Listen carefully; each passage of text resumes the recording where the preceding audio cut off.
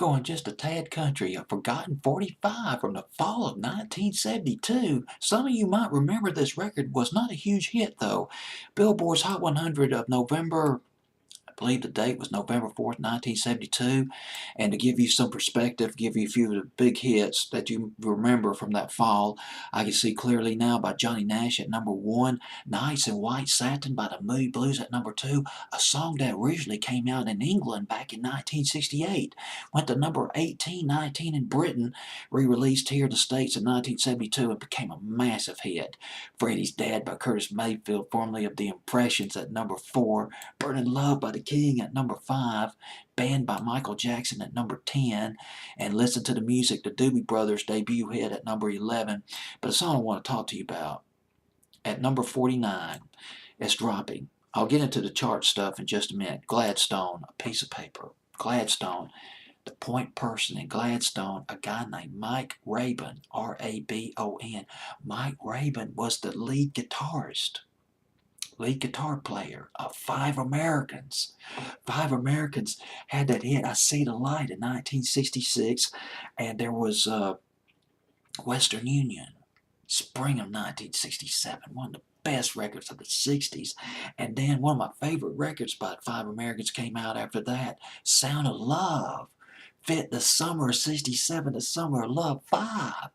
Probably should have performed that song at the Monterey Pop Festival, Sound of Love by Five Americans.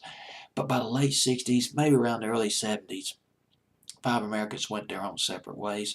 Mike Rabin formed another band called Gladstone, a country rock band.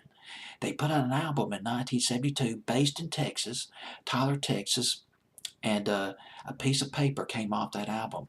A Piece of Paper was a social and political commentary that was appropriate for that age. The group was giving their thoughts on Vietnam, the draft, marriage, abortion, Vietnam. Now, here's the thing about Vietnam. In the fall of 1972, we were at the tail end of the Vietnam War era. Almost all the troops were drawn by Vietnam by that time. The draft will be over in just a matter of weeks when this song peaked.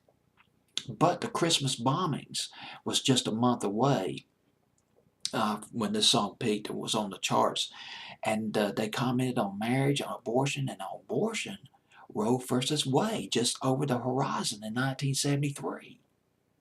These guys, they were on it, on the social and political climate of the time.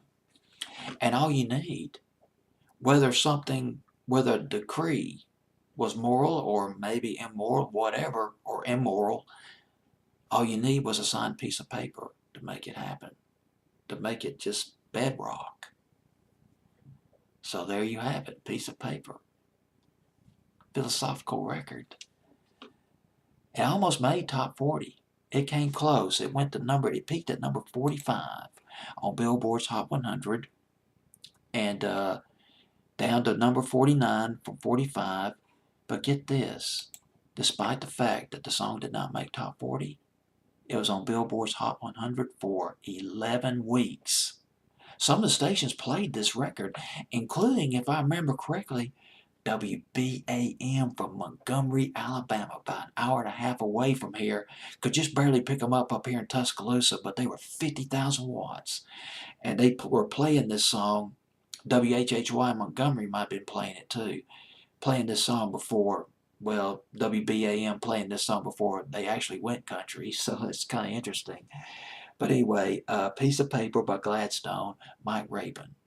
When he left the music business, became a school teacher in Oklahoma. Went back to school, got a master's degree. Piece of Paper by Gladstone on Billboard's Hot 100 back in the fall of 72.